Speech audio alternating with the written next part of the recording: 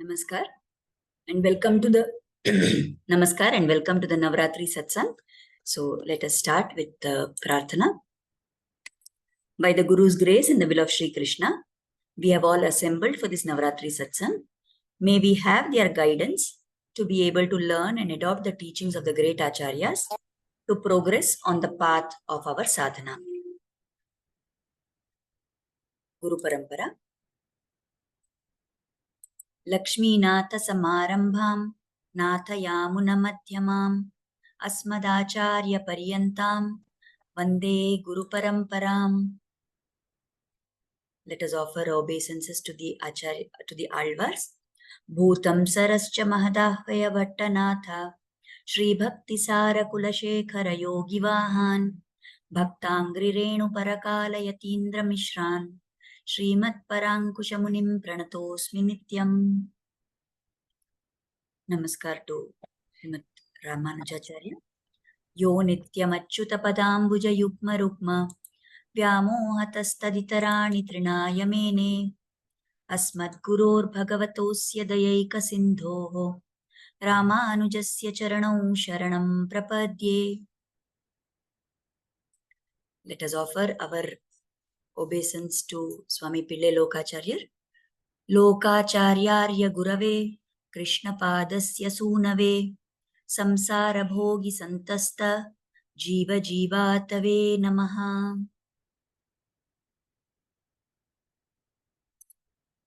Let Kodandram Swami bless us to be able to learn from today's satsang.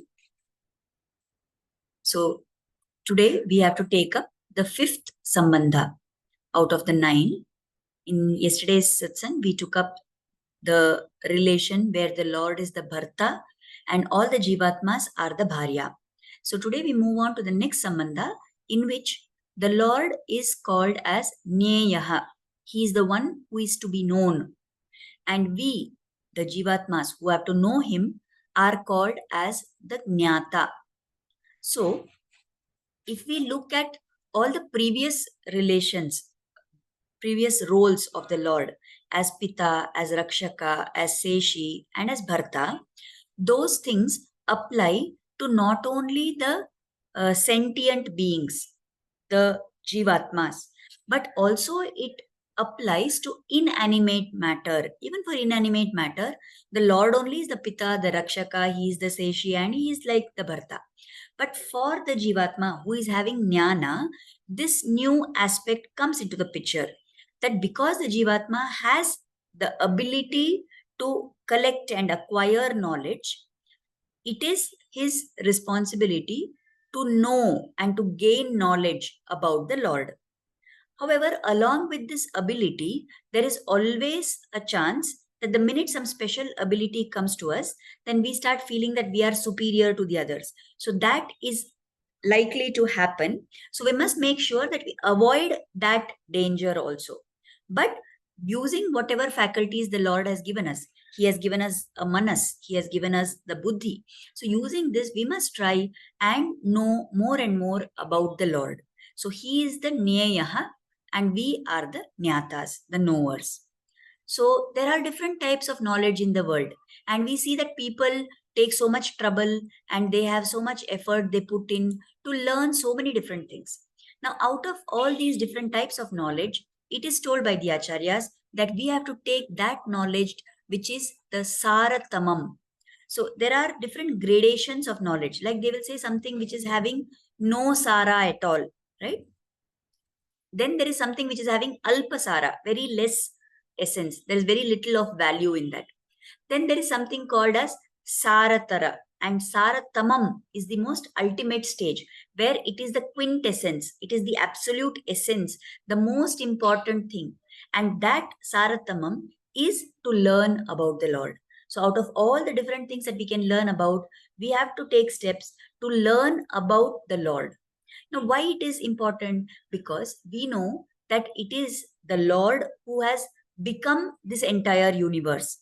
At the time of creation, at the time of that Utpatti of the universe, at the time of Shrishti, what the Lord has done, he has made the Sankalpa that Bahusyayai prajayemam. I will become all this. So he's made that sankalpa, and from his very being, the entire world has been created. So if we learn about the Lord, if we only learn about the Lord, it is very much equal to learning about everything in this world. Then you don't need to go and learn other things separately.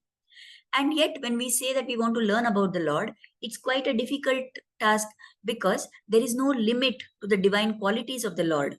So it is not possible that we will fully using our mind and buddhi that we will be able to understand him at all times.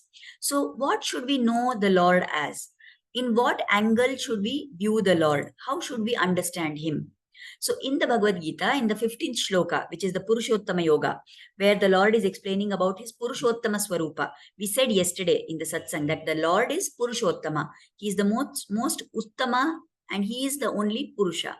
So in that 15th chapter, in the 15th shloka, he explains, Sarvasya chaham hridhi sannivishto matta smritirjnanamapohanam cha vedaischa sarvairahameva vedyo vedanta kritveda videva chaham. So what he says is, I am the one who is seated in the hearts of all living beings. And from me only these living beings get memory, knowledge, as well as forgetfulness. I alone am to be known by all the Vedas. I am the author of the Vedanta, and I am the one who is the knower of the meaning of the Vedas. So everything is the Lord. Whatever knowledge we have, whatever memory we have, whether we remember something, whether we forget something, all that is because of the Lord only. And how we can know the Lord? Through the Vedas. He is the Vedas. He is the author of the Vedanta, which is the Upanishad part, which comes at the end of the Vedas. And he is only the knower of the meaning of all the Vedas. So when we are trying to learn and get knowledge about the Lord, then we must understand the Lord through this viewpoint. Now, there are some people who will involve in study of the Lord, study of the Shastras, study of the Vedas, study of the Upanishads, and they will try to learn more and more about him. But actually, as they go further and further, suppose somebody gets to the stage where he says, okay, now I know God, then that person actually doesn't know God. And if there is somebody who says that, yes, now I have understood that it is not possible for me to fully know God, then that is the person who has understood the real Swarupa of the Lord. Because as we said, there is no limit to the divine qualities of the Lord. Nobody can claim with our limited, this human buddhi and manas, we can never really understand him completely. Only when we get moksha and we go to Sri Vaikuntha, we will get the qualities which are similar to him, and then we can hope to understand something of him. Right now, whatever we do, it is a pursuit. It is our sadhana that we will be doing that. But we will never reach the stage where we can say that I know God. So the person who says I know God is actually not knowing God. The person who realizes that I know now that I cannot actually know God, he is the one who has attained realization. So there is this famous story which is told of the Acharya called as Parashara Bhattar. He came later in the line after Swami Ramanujacharya. So it is told that Swami Parashara Bhattar used to converse with the Lord Ranganatha in Sri Rangam. So once he told the Lord that I want to sing your glories. So please, like how your Adishesha is having 1,000 tongues, please give me also 1,000 tongues. So the Lord said, okay, if I give you 1,000 tongues, you'll be able to sing my glories. So Parashar Bhattar said, yeah, please give me the tongues. Let us see. So when he was given when he was given the tongues, the Lord said, okay, fine, I will grant you all the tongues that you want. And he gave him 1,000 tongues. At that point, when those 1,000 tongues were given to him, then Parashar Bhattar told the Lord, okay, now I will say one thing, that even with these 1,000 tongues, I cannot sing your glory. So the Lord asked him, but you said you will sing my glory with 1,000 tongues. Now why are you saying? So Parashara Bhattar told him that to say that I cannot sing your glories, I need 1,000 tongues. Then imagine the condition. With one tongue, are we able to ever say anything about him? Parashar Bhattar says that to say that I can't sing your glories completely ever, I need 1,000 tongues. So that much is the greatness, that much is the glory of the Lord. And that is what we must understand. Yet, by saying that we will never be able to fully know God, we should not say that I will not make the effort at all, because making the effort is what is our sadhana. And when the Lord chooses, he will reveal himself to us. Now, there are some deluded people, right? And these are people who refuse to accept, although the Lord has taken so many avatars, he has done so many leelas, he has performed so many miracles. And still, there are some people who refuse to acknowledge this form of the Lord. And they think of the Lord as an ordinary person. Now, this kind of an attitude actually upsets the Lord. He does not like this attitude of people. So, in the Bhagavad Gita, he has told, Avajananti mamudha manushim tanumashritam param bhavam ajananto mama bhuta maheshwaram. So he says, when I descend in my personal form, when I take an avatara, deluded persons are unable to recognize me. They don't know the divinity of my personality as the supreme Lord of all beings. Now, why does this happen? Because the power of Maya is so strong. So, in another chapter of the Gita, the Lord has said, Daivi Hesha Gunamai Mama Maya Duratyaya Mame Vaye Prapadyante Maya Metam Tarantite. So, he says, this Maya, which is made up of the three modes of nature, that is Sattva, Raja, and Tama. So, this Maya, this creation, whatever made up of Sattvic, Rajasic, Tamasic gunas, is my divine energy. But it is very difficult for an individual to overcome the effect of this Maya. Because this Maya, this Sattva, Raja, Tama gunas, they cast a net on us. They, create something like an avarana, a covering on us, on our manas, on our buddhi. So we are not on our Atma. So we are not able to go beyond that. But does it mean then that it is never going to be possible for us to learn about the Lord? No. The Lord himself says in the second line that for those who surrender to me, it is possible to cross over the Maya very easily. So if we surrender to the Lord, he will bless us with the vision to understand his true Swarupa. Just like we know during the Bhagavad Gita, during the Kurukshetra Yuddha, when the Bhagavad Gita was being told, when the Lord was explaining about all his sampat in this world, then Arjuna says that I want to see that form of yours. And then the Lord shows him the Vishwarupa. So how does Arjuna see that? With his normal human eyes, he can't see that. So the Lord only blesses him with the Divya Drishti. And then Arjuna is able to see. So similarly, if we surrender ourselves to the Lord and we beg for his help to be able to understand his nature, then we will be able to overcome the effect of the Maya. And in that stage, we will be able to understand and get knowledge of the qualities of the Lord. This, the Acharyas explain sometimes with the example that, suppose, let us say I have a friend and the friend owns a dog. Now that dog is roaming around in the compound of that friend's house. Now I go there and I'm scared to enter inside, right? Because the dangerous dog is moving around. But suppose I go there and I give a call to my friend and say, I want to come inside. Then the friend says, okay, wait. And he calls that dog and makes it sit quietly next to him, or he has the dog tied up somewhere. And then I can easily walk and meet my friend. Similarly, Maya is under the control of the Lord. So if we do things which will please the Lord, if we surrender to him and ask that you only make this easy for me, then he will put Maya under his control. He will make sure that she does not trouble us. And then we will have the ability to get the jnana. So how do we know the Lord? How can we learn about the Lord? So there are different ways in which we can learn about the Lord. One is through the Shastra, through what is told in the Vedas. The Vedas describe the glories of the Lord. Of course, finally, the Vedas say that they also are falling short. Even after talking so much in so many different parts, they still cannot completely describe the full glory of the Lord. But through Shastra, it is possible to know the Lord. The example for this is that of Rishi Vishwamitra. Now, we know of the episode when Vishwamitra came to Dasharatha asking that please send Rama with me to the forest to fight against the Rakshasas who are disturbing my yajna. Now, Vishwamitra himself was a very capable sage. By his tapas only, he could have destroyed those Rakshasas. But if he is sitting and doing a yajna, he is required to be in the sattvic mode. So he cannot get into the action stage and he cannot go around putting an end to the Rakshasas. So that is why he wanted Rama's help. That was the outer reason that he quoted. The other purpose was that he had to give so much jnana to Rama, teach him so many things. He had to do that. So when he comes to Dasharatha, Dasharatha says, no, this Rama of mine is such a small boy. He has no ability at all. How will he come and help to protect your yaga yajna?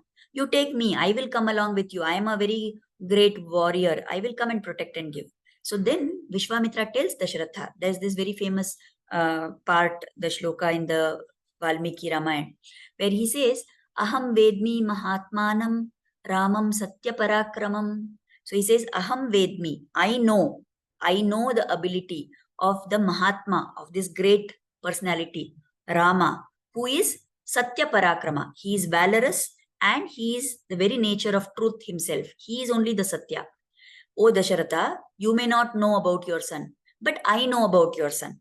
And then in that shloka, he continues and says that even Vasishta will, agree to this point that I'm saying. Vasishta also knows that what I'm saying is true.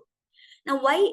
And then he quotes so many reasons and he says, this is how I know. So Vishwamitra says, with my inner eyes, which have been awakened by sadhana, by tapas, I can see the actual nature of Rama. But you, Dasharatha, you have only external eyes. So with that, you cannot know who is Rama. Then he says, I have learned from a guru. I have sat at the feet of a guru and I have learned. And that is how I know about Rama. But you, there are other people who come and sit at your feet and they are all ignorant people. Because you are Raja, they are coming and sitting and worshipping you. So you can't know the nature of Rama. Then he says, I always have the holy grass, the darbha in my hand. And because of that, I am able to know Rama. But you, O Dasharatha, who are holding the bow and arrow in your hand always, with that you cannot know Rama. I am having ragged hair because I am a Muni. And you are wearing a jeweled crown. But with this ragged hair only, I am able to know the nature of Rama. But you cannot know him. Then he says, I have spent time sitting below the Guru and serving the Guru. And that is how I have the vision to see what is Rama's Swarupa. But you are sitting high on a throne and there are people sitting below you. So you cannot know who is Rama. Then he says, with my Sattva Guna, because I am full of Sattvikata, I know the nature of Rama. But you are full of Rajoguna. And so you don't know the real nature of Rama. And most importantly, what has been the purpose of Vishwamitra's sadhana? To attain moksha. So by doing sadhana for moksha, moksha kameshti, for pursuits of Vishwamitra, because I have done sadhana for moksha, I know the nature of Rama. I know the Swarupa of Rama. But you only did a putra kameshti yaga to get a son. So you cannot know the real nature of Rama. So in this, Vishwamitra is telling that what are the criteria by which somebody has the means to know the Swarupa of the Lord. And it all boils down to the fact that Vishwamitra, because of his tapascharya, because of his adhyatmic sadhana, because of his sattva guna, had the vision to see what actually is Rama. But Dasharatha, as it is told, had all the other things which are representative of a rajoguna. And therefore, it would not be possible for Dasharatha to know the real nature of Rama as Mahatmana, as Satya Parakrama. So this is one way, through Shastra, through sadhana, to know like that. The second way of knowing, getting knowledge of the Lord is through bhakti. You may not have very great knowledge. You may not have studied the Shastras. You may be an illiterate person. And yet, you can know the Lord. I think if any of you have read that blog post which I had sent about 2-3 weeks ago, there was the story of the fruit vendor who was selling these nagapalam, that is the jamun fruit. So Krishna liked that fruit. So this lady came by to sell that. And Nanda Gopan told Krishna that go get some grains from the backyard and give it to her and you can buy the fruits from her. So when he came to put those grains into her, she caught hold of his hand and she said, you have to give me something else. Then only I will give you the fruits. So he said, what do you want? She said, she's an old woman who is an illiterate, totally person who has absolutely no knowledge of anything, even worldly things. Forget about Shastra. She said, you have to give me moksha. Then only I will give you the nagapalam. So he says, what is this? This is a very cheap bargain. I have never heard of anything like this, he says. And how you know that I can give you moksha? He asks. And then she says, when you were pouring the grains into my basket, I saw the Shankha and Chakra Rekha on your hands. And I know that if that Rekha is there, then you are none other than Sriman Narayana himself.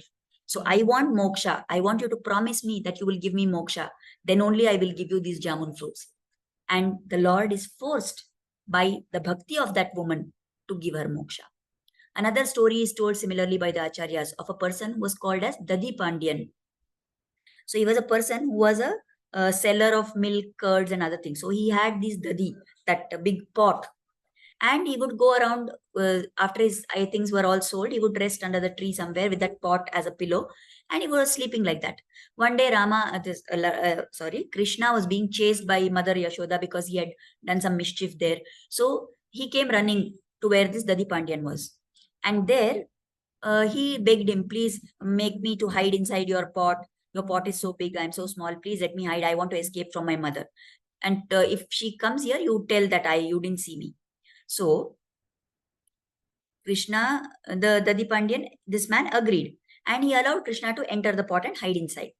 So when that lady came there, Yashoda came there and she asked, he said, no, I didn't see anybody here like that. He lied for the sake of the Lord. Okay. And then she went away. So after that, Krishna started saying that, oh, Dadi Pandyan, please let me out of this pot. Please bring me out. He said, no, I will not bring you out unless you promise me one thing. What do you want? Tell me, I will give. Give me moksha. And not only me, give this pot also moksha, he said. What is this? Krishna asked. What do you mean, give me moksha? No, I know. I have heard people talking about all your activities. I know that you have special powers. And I know that you are the Lord himself who has come from Sri Vaikuntha. And Krishna was forced by the bhakti of that pot man, that milk seller, to give him moksha. So like this, through bhakti also, we can know the Lord. If we have our inner eyes opened by bhakti to the Lord, we can know him, even if we don't have any knowledge of the Shastras. And then there are some people, they have been on the side of the enemy, and yet they have known the nature of the Lord. The Acharyas quote the examples of Tara, who was the wife of Sugriva. Then they quote the example of Mandodari. In so many places, this Tara, Mandodari, even Shurpanaka, they have all sung praises of the Lord in the form of Rama. Tara has said that Tvam Aprameyascha, that shloka she has said. Aprameyascha means you are incomparable. There is nothing to hold up to you. Mandodari has said, you are the Lord with Shankha, Chakra, Gada, everything. She has been able to see that, although Rama was only in the normal human form. So despite being on the enemy side, and in fact, if many of you know this Rama Raksha Stotra, there is one place where we chant and we say, Tarunau Rupa Sampanno, Sukumaro Mahabalo, Pundarika Vishalakshau, Chira Krishna Jinambaro. This description is actually given by Shurpanaka. When her nose was cut and all, and she went in that bleeding state to Ravana's court, they asked her, what is this? Who has done this to you? And there, to describe who did this to us, she is describing the beauty of the form of the Lord and Adishesha, Lakshmana along with him. Tarunau, they are young. Rupa Sampannau, they are full of all the beauty in their form.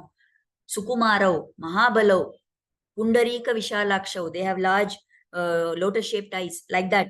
Even a bhakta will not sing praises of the Lord in so much detail, like that Shurpanaka has sung. So it is not about how much jnana we have, how much shastra we know only. There are other ways also by which we can know the Lord.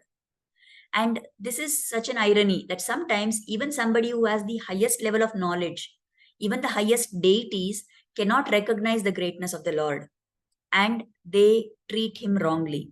Like we all know the example of how Indra got angry and then he poured rain down on the people of Vrindavan, and Krishna lifted the Govardhana Giri and gave shelter to all the Gopas, isn't it? Then we know of the incident in the Bhagavatam which is described where Brahma thought that all this world is my creation, and who is this tiny Gopala who's gone there and mesmerized all these people? And he thought he will teach Krishna a lesson, and he took all those cows and disappeared. He wanted to take them and go to Brahmaloka. And in the meantime, Krishna himself manifested as all the cows, all the calves, all the Gopas, everybody. And before Brahma could reach Brahmaloka, Krishna went in the form of Brahma and sat there, and the guards asked the real Brahma who came that, you are an impersonator, go away. So even the highest deities may not be able to recognize the greatness of the Lord. So it is not about how much knowledge you have gained always through the study of the Shastras. It is more important that we have bhakti, we have bhava, and with that we learn what is the Lord's nature. Now, today we will see the example of the bhaktas, one of the great bhaktas of the Lord, who is Tulsidas, in context to this topic of knowing about the Lord. So, Tulsidas, his initial name was Rambola.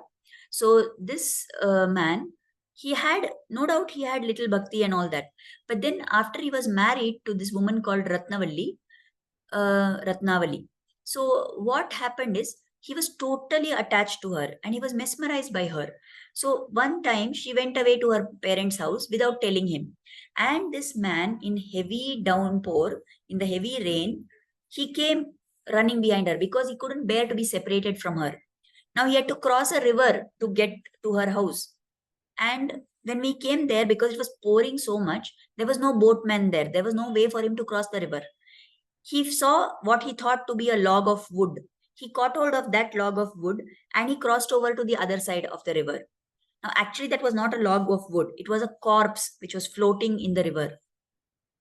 After reaching there, he went and then he wanted to get into her house. The gates were all locked and everything, but he knew which was her room in that house. So, to climb there, he thought that he saw a rope hanging down the balcony. He climbed up using that rope. Actually, it was not a rope, it was a snake.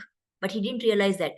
He was so crazy with desire to see and be with his wife that he did all these things without realizing what he is doing. And when he reached there, this woman, she asked him, "How did you come?" and all. So he described whatever he had done. And she, gave him such a reply that it stunned him. She said, "How much intensity you are having for just this mere physical form of mine. It is nothing but a bag of bones and flesh. And how much you are crazed with desire for me. If only you had half as much of desire for Rama, for the Lord, you would have become such an immortal person by now." And then Ram Bola's eyes opened. And suddenly he realized that what she says is true. What have I been doing? What is this rubbish that I have been doing? And then he goes away. Without saying another word, he just leaves. And then he undergoes a transformation. And then, as we know, he wrote the famous Ramcharitmanas. And there are so many stories which are told of how the Lord himself came to protect. When he wrote his Ramcharitmanas, there were that is written in the language which ordinary people speak, isn't it? So there were all these Sanskrit Pandits who opposed that, and they thought that the Valmiki Ramayana and other things will get less importance if people start listening to Ramcharitmanas. So they hired some goons to go and rob that copy of whatever he had written. Now, when those gundas went there to Tulsidas Kutia, to his hut, they found that somebody, dark-skinned person and one fair-skinned person, both with bow and arrow in their hand, they are walking around everywhere and they are guarding the hut. So they got scared and they ran away back. And then we can guess who were those two people who were actually saving, protecting the work of Tulsidas. Of course, it was his beloved Rama and Lakshmana. So like this, from this we can understand that how futile is our pursuit of worldly pleasures. Whereas what actually we should be pursuing is to learn about the Lord. Now, coming to the Alvars, for today we will take up the first three Alvars. There are 12 Alvars in total. So we've been seeing them in random orders according to whichever story fits the theme. For today, we will talk about the first three Alvars. They are called as the Mudal Alvars. Mudal means first. So the initial three who come in that order. So there is the first Alvar who is called as Poigai Alvar. There is second Alvar who is called as Putat Alvar or Bhutat Alvar. And the third is called as Pei Alvar. Now all these three, just like I told yesterday about Tirupan Alvar, that they are Ayonijas. They are not born out of a human mother. They were discovered. So Poigai Alvar was found in a tank or a pond, and that pond is called Poigai in Tamil. So he is called as Poigai Alvar. Now this Putat Alvar, he was also in a tank and he was next to one flower. So Pu means flower in Tamil. So Putat Alvar. There are some people who also say his name as Bhutat Alvar. So Bhuta means to be possessed by some kind of a energy. What was that thing which possessed him? The love of the Lord. And then Peyalvar. Pey actually means kind of crazy, mad, somebody who is in a frenzy. So what was the frenzy? What was the madness of this Alvar? That he was a great bhakta of the Lord. He was lost in contemplation of the Lord only at all times. Now, all these three Alvars, they were not actively involved with society and all. They were like a recluse. They would roam around here and there, and they would go to all the temples of Lord Vishnu, Lord Narayana, and they would sing the glories of the Lord, and they were happy and content doing just that. Now, at one point of time, they all three happened to meet in this place, which is called as the Vamana Kshetra. It is Trivikrama Perumal, the form of the Lord when he grew to that large size from Vamana. So that temple is called as Tirukovilur. So there what happened was, first Poigai Alvar went, and it was a very stormy night. There was a lot of rain and lightning and all that. So he went and he found there was an ashram of one Mrigandu Rishi, and there was one small place, veranda-like thing, where he could lie down. So he went and he lay down there. After some time, this Puta Talvar came there, and he said, "Can I also come? Can you give me some shelter?" So he said, "Come. The place is too small for both of us to lie down, but if we sit, both of us can manage to sit. So one person can lie, two people can sit down." Fine, they both were sitting and they were talking about the Lord and all that. Then the third Alvar, Pei Alvar, came there. And he said, "Can I also join you? I want to shelter from this storm." So they said, "Fine, come. If two can sit, then three of us can comfortably stand." So all the three Alvars stood there in that little space, but they were standing comfortably and they were discussing about the Lord and all that. Now, Lord has always told, isn't it? Naham vasami vaikunthe, na yogini hridaye rabo, madbhakta yatra gayanti, tatra tishtami narada. So I am not in Vaikuntha. I am not in the heart of the yogi. Wherever my bhaktas are discussing about me, I am there. So that is the Vakya of the Lord. Now, after some time, these three Alvas were standing comfortably. Suddenly, they started feeling that they are being squeezed and pushed against each other, as if there is some another fourth person. When there is already little space and three people are standing there, a fourth person has come pushed inside. And then they wanted to see who is that person. But there is no light, they couldn't see. So the first Alvar sang one shloka, one pasuram, where he said, "I have kept this world itself as the bowl, the sea is the ghee, and I have kept the sun as the wick, and I have lighted this lamp." Then the second Alvar sang, and he says that I have kept love as the lamp, I have kept my endearment for the Lord as the ghee, and knowledge as the wick, and I am lighting a lamp. Now, when both these Alvars lighted their respective lamps, the third Alvar immediately exclaimed. Now, in the light of these two figurative lamps, which were lit by the two Alvars, the third Alvar, Pei Alvar, said, "I can see Tiru, and I can see the golden form of the Lord." Tiru means Shri Devi, who is on the Vakshasthala of the Lord. And I can see the golden, glorious form of the Lord. So, who was it who had come there to be with his bhaktas? It was the Lord. So, with the Lord's presence will always be there where his bhaktas are. So in this way, we can learn from these examples of the Alvars that how it is not important for us to have knowledge of anything else in the world if we can only have knowledge of the Lord and of his glories. So what can we understand from this?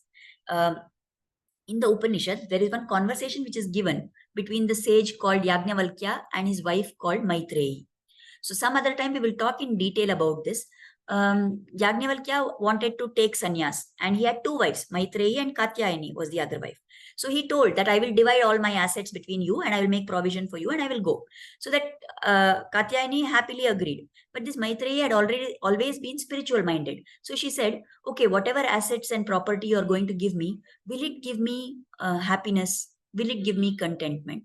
So the Rishi said, "No, it will not." So she said, "What is the point of me getting all those things?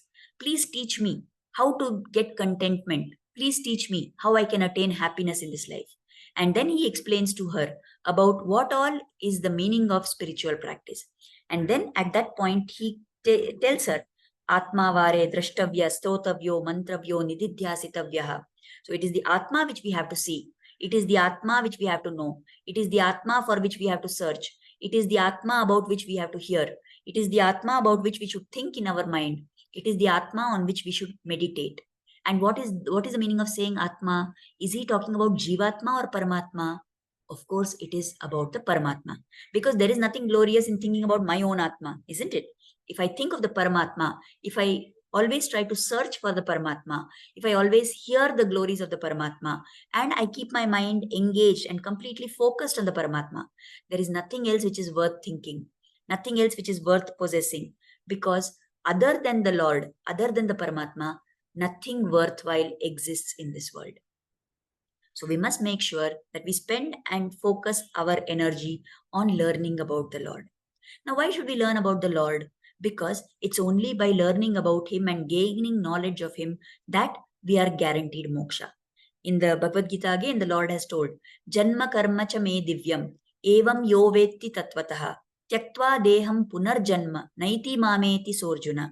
Those who understand the divine nature of my birth, those who understand the divine nature of my activities, O Arjuna, when they leave the body, when they die, when they lose this physical form, they don't have to take birth again, but they come to Vaikuntha. They come to my eternal abode. So when this is the glory of hearing of the Lord's glories, then we should always spend our time and energy in learning more and more about the divine nature of the Lord. It is told, isn't it, that why we must listen to Srimad Bhagavatam every time again and again. Why should we contemplate on the Leelas of the Lord again and again? Because every time we hear of His Leelas, it is breaking one of the bonds which are binding us to this material existence. It is breaking our share of Papa Punyas.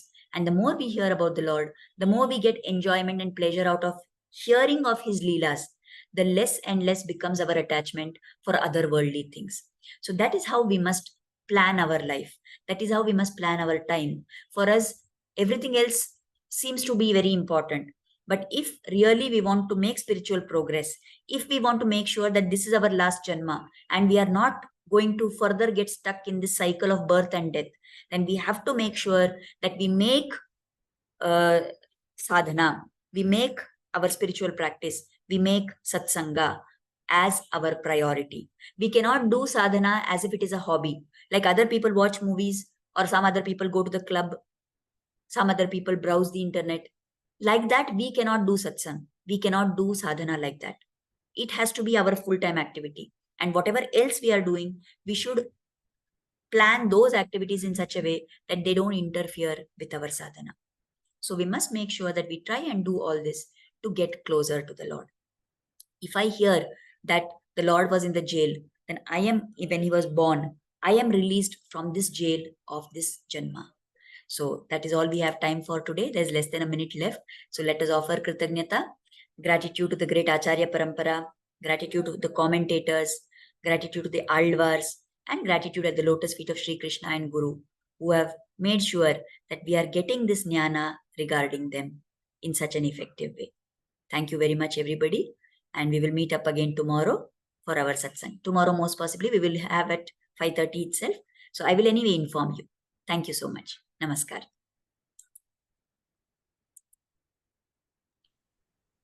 Thank you, everybody. Thank you, Ma. Thank you.